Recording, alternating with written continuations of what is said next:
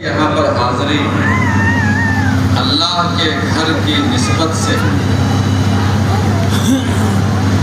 دوستو اللہ تک پہنچنے کے راستے بے شمار ہیں اور اللہ تعالیٰ نے بہت سارے راستے پیدا کیے ہیں کہ بندہ کسی طرح ہم تک پہنچے۔ اللہ تک پہنچنے کے راستے بے شمار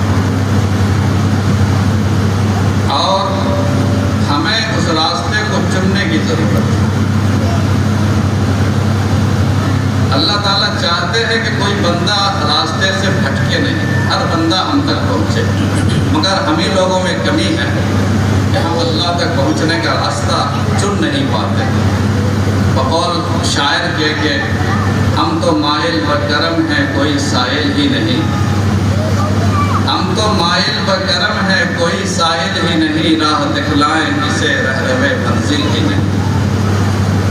راستے پر چل کر دیکھیے اللہ کس طرح آپ کو اپنے سینے سے لگاتا ہے۔ ایک حدیث میں آتا ہے کہ اللہ کے نبی صلی اللہ علیہ وسلم نے ارشاد فرمایا کہ اللہ تعالیٰ بندوں کو پکارتے ہیں کہ بندوں آؤ میرے پاس۔ جب بندہ اٹھتا ہے اور اللہ کی طرف چلتا ہے تو اللہ تعالیٰ بھی اس کی طرف چلتے ہیں۔ اللہ اپنی جگہ بیٹھے نہیں رہتے، جیسے ہم لوگوں کا مزاج ہے کہ بڑے آدمی کبھی چھوٹے کے لیے کھڑے بھی نہیں ہوتے۔ اللہ تعالیٰ محبت کرنے والی شخصیت کا نام ہے۔ اللہ تعالیٰ کو اپنے بندوں سے اتنا پیار ہے جتنا کہ ماں باپ کو بھی اپنے بچوں سے پیار نہیں ہے۔ تو اللہ تعالیٰ بھی چلنا شروع کرتے ہیں۔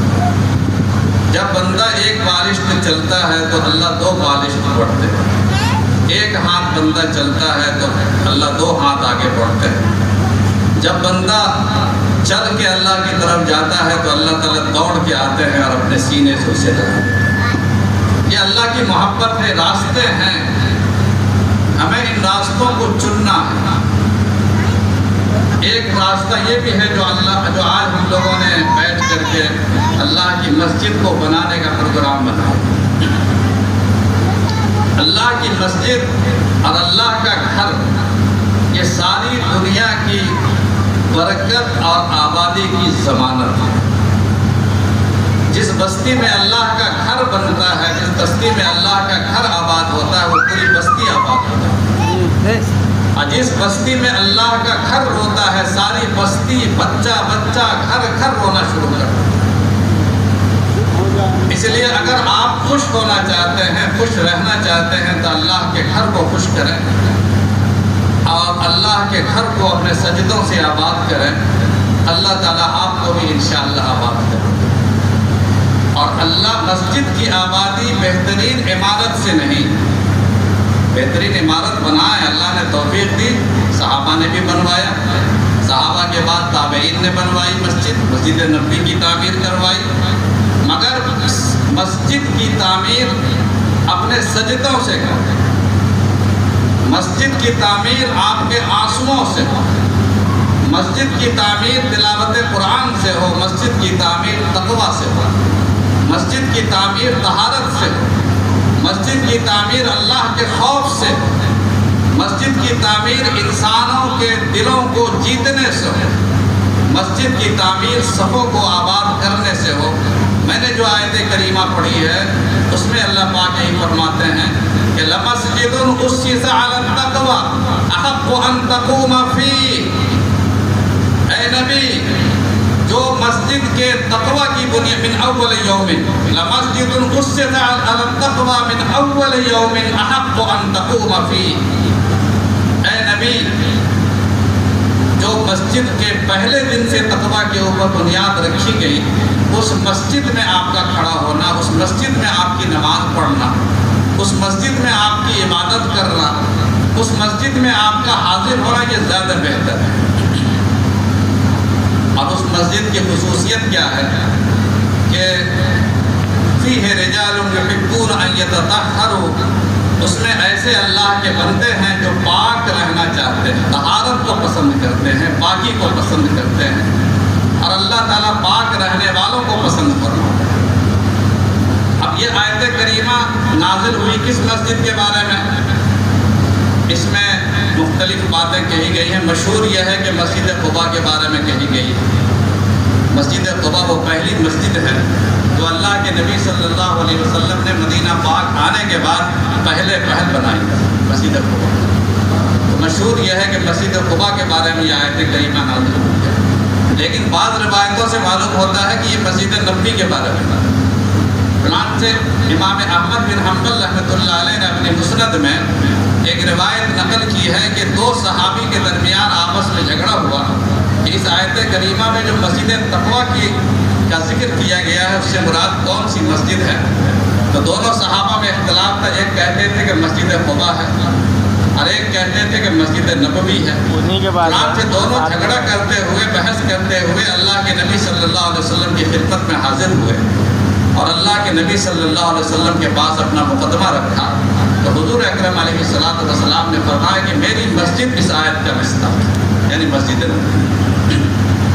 دونوں طرح کی بات ہے. لیکن بہرحال قدر مشترک یہ ہے کہ جس مسجد کی بنیاد تقویٰ پر ہو، جس مسجد کی بنیاد خوف خدا پر ہو، جس مسجد کی بنیاد باطن کی اصلاح پر ہو، جس مسجد کی بنیاد ذکر الہی پر ہو، وہ مسجد انسان کے نماز پڑھنے کی زیادہ مستحق ہے.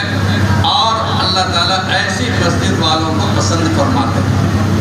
اب طہارت حاصل کرنا، یعنی جس مسجد میں طہارت حاصل کرنے والے لوگ ہوں. اس زمانے میں طہارت مدینہ اور مکہ معظمہ کے بارے میں آج تو آپ تصور نہیں کر سکتے ہیں، لیکن وہ ایسا خطہ ہے جو خطہ وادی غیر ذی زرع. مدینہ تو کم، مکہ معظمہ زیادہ. پانی بہت دور دور تک نہیں ملتا. اسی لیے حضرت عثمان غنی رضی اللہ تعالیٰ عنہ نے مدینہ والوں کے مسلمانوں کے لیے، مدینہ کے مسلمانوں کے لیے کنواں وقف فرمایا. تو پانی کا دور دور نام و نشان نہیں تھا. تو اکثر لوگ استنجا جو کرتے تھے وہ ڈھیلا سے کرتے تھے، پتھر سے. پانی کا استعمال نہیں کرتے تھے. پانی تھا ہی نہیں، پینے کے لیے پانی میسر نہیں. استنجا میں پانی کہاں ضائع کریں گے؟ پانی کا وجود نہیں تھا، پانی موجود نہیں تھا. تو جب یہ آیت کریمہ نازل ہوئی کہ مسجد قباء میں ایسے لوگ ہیں جو لوگ کہ طہارت کو پسند کرتے ہیں، تو روایت میں آتا ہے کہ اللہ کے نبی صلی اللہ علیہ وسلم تشریف لے گئے مسجد قباء اور وہاں آپ نے پوچھا ان لوگوں سے کہ تمہاری تعریف اللہ تعالیٰ نے کی ہے کہ تم طہارت کو پسند کرتے ہو، پاکی کو پسند کرتے ہو. کون سی پاکی تمہارے اندر ہے جس کی اللہ نے تعریف کی ہے؟ تو ان لوگوں نے کہا یا رسول اللہ، ہم لوگ صرف یہ اہتمام کرتے ہیں کہ ہم لوگ استنجا کے اندر پانی کا استعمال کریں. تو فرمایا کہ ہاں بس یہی پانی کا استعمال ہے جس کی بنیاد پر تمہاری تعریف کی. بہرحال طہارت اللہ کو پسند ہے، تقویٰ اللہ کو پسند ہے، خوف خدا اللہ کو پسند ہے. جس مسجد کی بنیاد خوف خدا پر نہ ہو، جس مسجد کی بنیاد تقویٰ پر نہ ہو، جس مسجد کے نمازی طہارت کو پسند کرنے والے نہ ہو، وہ اللہ کی مسجد پسندیدہ نہیں ہے، چاہے کیسی شاہکار عمارت آپ تعمیر کر دیں. مسجد تو بنا دی شب بھر میں ایمان کی حرارت والوں نے، مسجد تو بنا دی شب بھر میں ایمان کی حرارت والوں نے. من اپنا پرانا پاپی تھا، برسوں میں نمازی پر نہ سکا. من کی اصلاح، دل کی اصلاح، یہ مسجد کا موضوع ہے. مسجد اسی لیے بنائی جاتی ہے تاکہ مسجد کے اندر جب انسان آتا ہے تو اللہ کو یاد کرتا ہے. مسجد کو دیکھنے سے اللہ یاد آتے ہیں، مسجد کی صف میں بیٹھ کر اللہ یاد آتا ہے، اور مسجد میں جا کر کے انسان خدا کو یاد کرتا ہے، نماز پڑھتا ہے، تلاوت کرتا ہے، ذکر الہی میں مصروف رہتا ہے. تو مسجد اللہ کی یاد کا مرکز ہے، مسجد ذکر الہی کا مرکز ہے، مسجد خوف خدا کا مرکز ہے. مسجد میں انسان کو اپنی ہستی یاد آتی ہے کہ میں ایک بہت بڑا آدمی ہوں اپنے گھر میں، لیکن مسجد میں پہنچنے کے بعد اسی چٹائی پر میں بھی بیٹھا ہوا ہوں، اسی چٹائی پر ایک غریب آدمی بھی بیٹھا ہوا. ایک ہی صف میں کھڑے ہو گئے محمود و ایاز، ایک ہی صف میں کھڑے ہو گئے محمود و ایاز. نہ کوئی بندہ رہا اور نہ کوئی بندہ نواز. اللہ کے دربار میں کوئی امیر و غریب نہیں ہے، اللہ کے دربار میں کوئی بڑا اور چھوٹا نہیں ہے، اللہ کے دربار میں کوئی کالا اور گورا نہیں ہے، اللہ کے دربار میں کوئی اونچی ذات اور نیچی ذات نہیں ہے. نہ کالی کو دیکھے نہ گوری گوری کو دیکھے پیا جس کو چاہے سہاگن وہی ہے۔ حضرت بلال حبشی کا رنگ کالا تھا، لیکن اللہ کے نبی صلی اللہ علیہ وسلم فرماتے ہیں کہ جب میں معراج میں حاضر ہوا اور میں جنت کی مجھے سیر کرائی گئی تو میں نے محسوس کیا کہ میری قدموں سے آگے آگے ایک قدم کی آواز سنائی دیتی، آدمی نظر نہیں آتا ہے، قدموں کے چاپ کی آہٹ سنائی دیتی ہے۔ میں نے دھیان دیا تو وہ لگتا تھا کہ بلال حبشی کے قدموں کی آہٹ ہے۔ نہ کالی کو دیکھے نہ گوری کو دیکھے، پیا جس کو چاہے سہاگن وہی ہے۔ اللہ کے نبی صلی اللہ علیہ وسلم نے فرمایا کہ اللہ کی محبت اور اللہ کی چاہت شکلوں کو دیکھ کر نہیں، صورتوں کو دیکھ کر نہیں، آپ کی حیثیت عرفی کو دیکھ کر نہیں، آپ کے مال اور متاع کو دیکھ کر نہیں، آپ کے دل کی کیفیتوں کو دیکھ کر کے حاصل ہوتی ہے۔ ان اللہ لا ينظر الى صورکم واموالکم بل ينظر الى قلوبکم واعمالکم۔ اللہ تمہاری مالوں کو نہیں، تمہارے مالوں کو نہیں، تمہاری صورتوں کو نہیں، اللہ تمہارے دلوں کو دیکھتے ہیں، تمہارے اعمال کو۔ اللہ ہم سب کو بناتے ہیں، آمین کہیے نا۔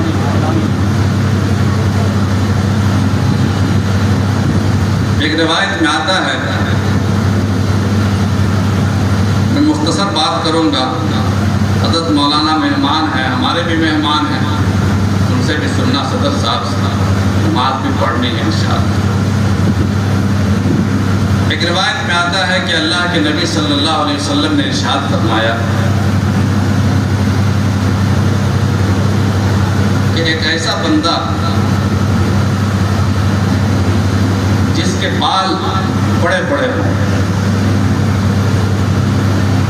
کپڑا میلا کچیلا ہو، ناخن بڑے ہوئے ہوں، مونچھیں بڑی ہوئی ہو، نہایا بھی نہیں ہو کتنے دنوں سے، بیٹھے مجلس میں بدن کی بدبو سے کوئی معزز انسان اپنی مجلس میں بیٹھنے کی اجازت کر دے، کہیں اپنے نکاح کے رشتے کے لیے جائے تو اس رشتے کو منظور نہ کیا جائے، کسی سے قرض مانگے تو کوئی قرض دینے کو تیار نہ ہو، ایسا بندہ بھی ہوتا ہے، لیکن اس کی شان یہ ہوتی ہے، دل کی کیفیت یہ ہوتی ہے، دل کے اندر اللہ کی جو یاد بسی ہوتی ہے، ذکر اللہ سے اس کا قلب جو منور ہوتا ہے۔ اللہ کے نبی فرماتے ہیں کہ اللہ کے یہاں اس کا وہ مقام ہوتا ہے کہ فَإِنَّهُ لَوْ أَقْسَمَ عَلَى اللَّهِ لَأَبَرَّهُ، اگر اللہ کی مرضی کے خلاف اور اللہ کی چاہت کے خلاف اگر وہ قسم کھا لیتا ہے تو اللہ تعالیٰ اپنے فیصلے کو چھوڑ کر کے اس کی قسم کی لاج رکھتے ہیں۔ یہ مقام ہوتا ہے۔ صحابہ کرام میں ایسی شخصیتیں کئی تھیں جو اس مقام پر باعث تھے، اور اللہ کا فیصلہ تھا کہ یہ ہونا چاہیے۔ حضور اکرم علیہ السلام نے سنا بھی دیا، لیکن وہ جانتے تھے کہ اللہ میری لاج رکھے گا، انہوں نے قسم کھا لی، اللہ تعالیٰ نے اسی کے مطابق سارا معاملہ کر دیا، سارے اسباب ویسے بنا دیا اور وہی کام ہو گیا۔ اس موقع پر حضور نے فرمایا تھا کہ فَإِنَّهُ مِنْ عِبَادِ اللَّهِ لَوْ أَقْسَمَ عَلَى اللَّهِ لَأَبَرَّهُ۔ بخاری شریف کی روایت ہے کہ اللہ کے بعض بندے ایسے ہوتے ہیں کہ اللہ کے اوپر بھی قسم کھا لیں تو اللہ اس کی قسم کو پوری کر دے۔ اللہ تعالیٰ سے اپنے دلوں کے تعلق کو بنانے کی ضرورت ہے۔ اللہ تعالیٰ نے قرب کے اور اپنی نزدیکی کے ہزاروں راستے پیدا کیے ہیں، ہم نے ان راستوں کو چھوڑ کر غفلت کا راستہ اختیار کیا۔ مسجد میں جا کر کے انسان کی غفلت دور ہوتی ہے، مسجد میں جا کر انسان کو اپنی شخصیت کا خیال آتا ہے اور اللہ کی یاد دل میں آتی ہے۔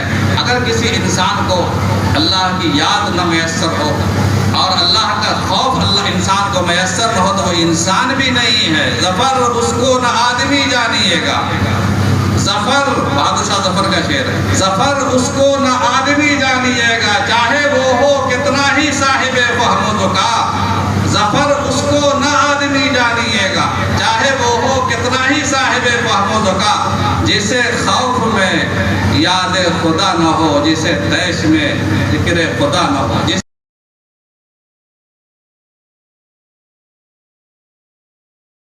کو اللہ سے جسے اللہ تعالیٰ کو کی یاد جسے میسر نہ ہو، غصہ ہو رہے ہوں تب اللہ کا ڈر، عیش میں ہو تب اللہ کی یاد، اس وقت تک وہ انسان کہلانے کے لائق۔ حضور اکرم علیہ السلام کے زمانے میں ایک بات بتاتا ہوں، بات ختم کروں گا۔ حضور اکرم علیہ والسلام کے زمانے میں ایک صاحب نے مسجد بنانا شروع کیا.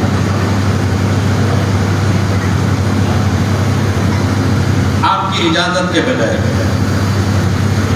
اب وہ مسجد نہیں تھی، وہ ایک سازش کا اڈا تھا، اسلام کے خلاف اور مسلمانوں کے خلاف یہ ایک سازش کا اڈا تھا.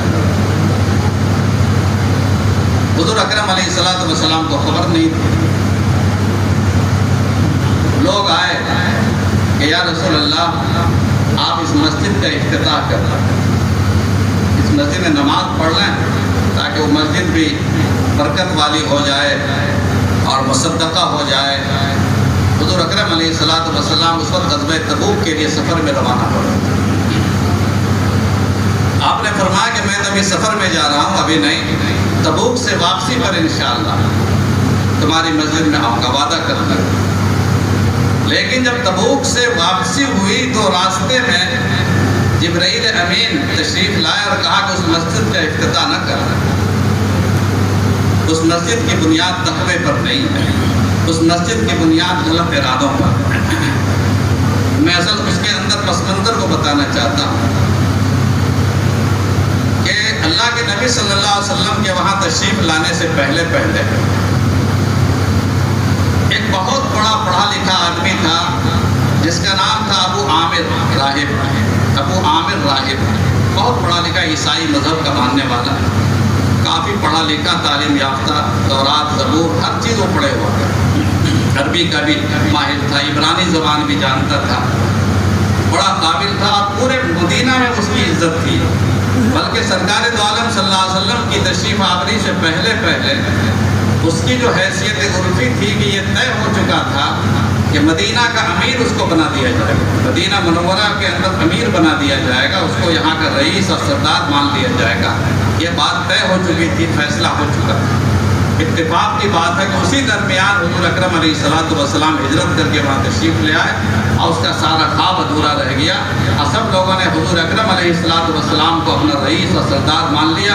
اس کی سرداری کی نوبت نہیں آئی. یہ خواب دو آدمی دیکھ رہے ہیں، ایک عبداللہ بن عبید اور ایک ابو عامر راہب.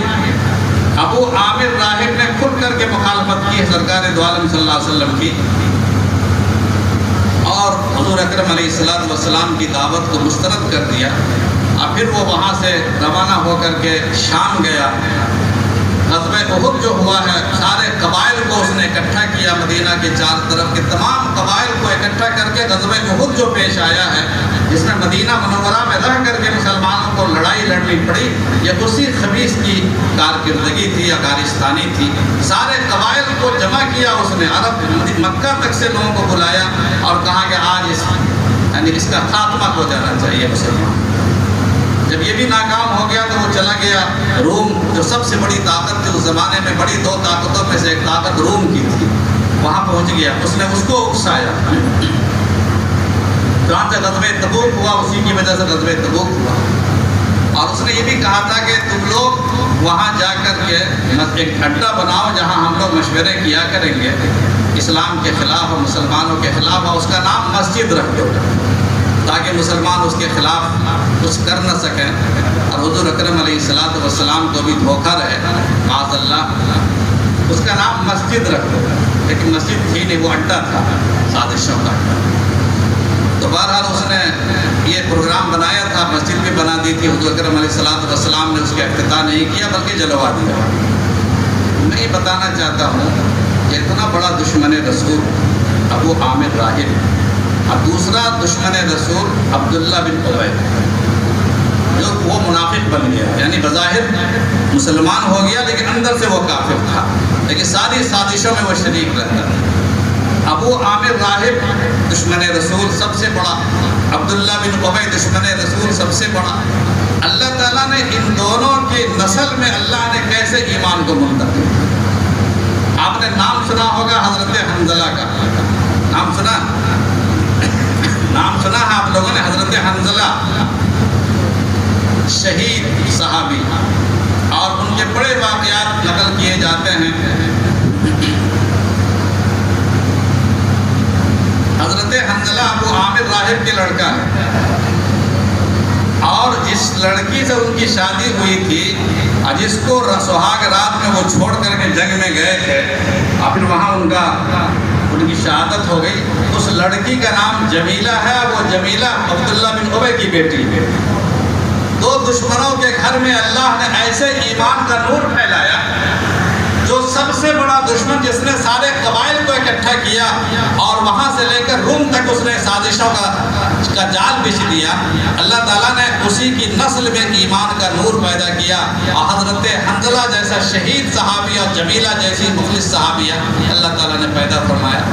تو یہ اللہ کا نظام ہے دوستو.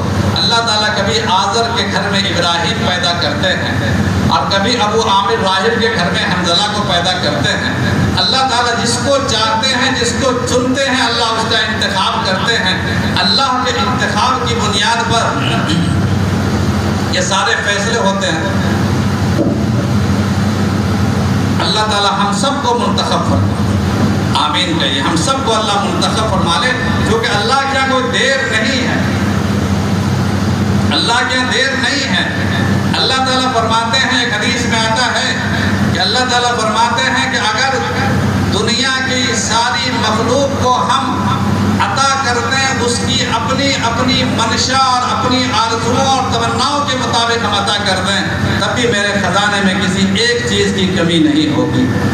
اور اگر دنیا کے سارے لوگ ہماری عبادت کے لیے اکٹھا ہو جائیں تو میری عظمت میں، میری شان میں کوئی اضافہ نہیں ہوگا. اور اگر ساری دنیا میری نافرمانی کے لیے تر جائے تو میری شان میں کوئی کمی پیدا نہیں ہوگی. اللہ بڑا قدیر ہے دوستو. اللہ تعالیٰ بڑا قدیر ہے، بڑی قدرت والا ہے، بڑی کبریائی والا ہے، بڑی شان والا ہے. اور اللہ تعالیٰ ایسے مقامات پر وہ کام کرتا ہے جہاں انسان تصور نہیں کر سکتا. مدینہ پاک کی سرزمین اور مکہ معظمہ کی سرزمین جہاں پانی نہیں تھا، اور حضرت ابراہیم نے جب اپنے بچوں کو چھوڑا تھا تو یہ دعا اللہ سے مانگی تھی کہ اللہ ربنا انی اسکنت من ذریتی بواد غیر ذی زرع. اے اللہ میں نے اپنے بچوں کو ایسی وادی میں چھوڑ دیا جہاں پانی نہیں ہے. انسان حیران ہوتا ہے کہ پوری وادی چاروں طرف سنگلاخ پہاڑیاں ہیں، ایک پودا نہیں ہے کسی پہاڑ پر. یہ مصنوعی درخت ان لوگوں نے بنائے ہیں لیکن حقیقی درخت کوئی موجود نہیں. اور پانی تو ہے ہی نہیں. اللہ نے زمزم کا کنواں وہاں پیدا فرما دیا. زمزم کے کنویں کے علاوہ اللہ نے ساری دنیا سے انسانوں کو توفیق عطا فرمائی کہ وہاں پانی کی کمی نہیں. کوئی انسان پانی کے بنا پر نہیں مرتا ہو. مدینہ منورہ میں پانی کی کمی نہیں، مکہ معظمہ میں پانی کی کمی نہیں. ایسے مقام کو اللہ نے اپنا مرکز بنایا اور ایسے مقام کو اللہ نے اپنا آخری مرجع بنایا جس مقام پر نہ پانی ہے، نہ کھانا ہے، نہ کھیتی ہے، نہ دانا ہے. وادی غیر ذی زرع ہے، بے آب و گیاہ میدان میں اللہ نے یہ سارا انتخاب فرمایا. اور اتنی فراوانی، لاکھوں انسان وہاں ہر وقت موجود رہتے ہیں اور نہ کوئی انسان کو دانے کی کمی ہے، نہ کھانے کی کمی ہے، نہ پانی کی کمی ہے، نہ زمزم گھٹتا ہے، نہ زمزم ختم ہوتا ہے. اللہ کا سرچشمہ ہے. اللہ جب چاہتے ہیں تو اتنا نواز دیتے ہیں. ایک وادی غیر ذی زرع کو حضرت ابراہیم نے کہا تھا اپنے بچوں کو وہاں رکھنے کے بعد، وَاجْعَلْ أَفْئِدَةً مِّنَ النَّاسِ تَهْوِي إِلَيْهِمْ. اے پروردگار انسانوں کے دلوں کو ادھر متوجہ فرما دیجئے. رَبَّنَا لِيُقِيمُوا الصَّلَاةَ فَاجْعَلْ أَفْئِدَةً مِّنَ النَّاسِ تَهْوِي إِلَيْهِمْ وَارْزُقْهُم مِّنَ الثَّمَرَاتِ. تو اللہ تعالیٰ سے کوئی کمی ہے؟ خانہ کعبہ بنانا چاہا بنا دیا، مسجد بنانا چاہا بنا دیا. سینکڑوں بلڈنگیں ہیں آج خانہ کعبہ کے لیے، مسجد نبوی کے لیے وقف ہے، جس کی آمدنی سے وہاں کا سارا نظام چلتا ہے. تو اللہ تعالیٰ چاہیں گے تو انشاءاللہ یہ مسجد بھی آپ کی بنے گی اور اللہ تعالیٰ اس مسجد کو بھی انشاءاللہ آباد کریں گے. سارے لوگ کوشش کریں کہ اس مسجد کو آباد کریں، اس مسجد کو شاد کریں اور کوشش کریں. مسجد ایک ایسی جگہ ہے دوستو جہاں بڑا سے بڑا انسان بھی اپنے آپ کو گرا کر کے آنا پڑتا ہے. جب مسجد نبوی کی تعمیر ہو رہی تھی تو اللہ کے نبی صلی اللہ علیہ وسلم بھی پتھر اٹھانے والوں میں، اینٹیں اٹھانے والے میں اپنے آپ کو شامل فرمایا۔ سب لوگ پتھر اٹھا رہے ہیں، آپ بھی پتھر اٹھا رہے ہیں، آپ بھی اینٹیں اٹھا رہے ہیں۔ یہ خدمت کی جگہ ہے، یہ قربانی کی جگہ ہے، ایثار کی جگہ ہے، محبت کی جگہ ہے۔ یہاں جو جتنا لٹائے گا اللہ کے گھر کے لیے، اللہ کے یہاں کمی نہیں ہوگی۔ دنیا میں کوئی انسان صدقہ کر کے، خیرات کر کے اس کے مال میں کمی نہیں ہوئی۔ اللہ کے خزانے میں انشاءاللہ کمی نہیں ہے۔ اس مسجد کو انشاءاللہ ہم آباد کریں گے اور اس مسجد کو ہم بنائیں گے انشاءاللہ۔ جتنے لوگ بھی یہاں تشریف لائے ہیں وہ سارے لوگ انشاءاللہ، ہم لوگ دعا بھی کرتے ہیں۔ ہم لوگوں سے کیا ہوگا؟ دعا ہی، وکیل کی دعا اور آپ کا کیسے پدر اور کاسے مادر اور استاد اور بزرگوں کی، علماء کی دعا، انشاءاللہ اس سے سارا کام بنے گا انشاءاللہ۔ سارا کام انشاءاللہ بنائیں گے اور اس تصور کے ساتھ کام کو شروع کریں کہ ہر کام اللہ تک پہنچنے کا ایک ذریعہ ہے۔ اللہ کی رضا کو آپ اپنے سامنے رکھیں تو انشاءاللہ یہ کام ہوگا اور اللہ تعالیٰ اس کام کو انشاءاللہ فرمائے گا۔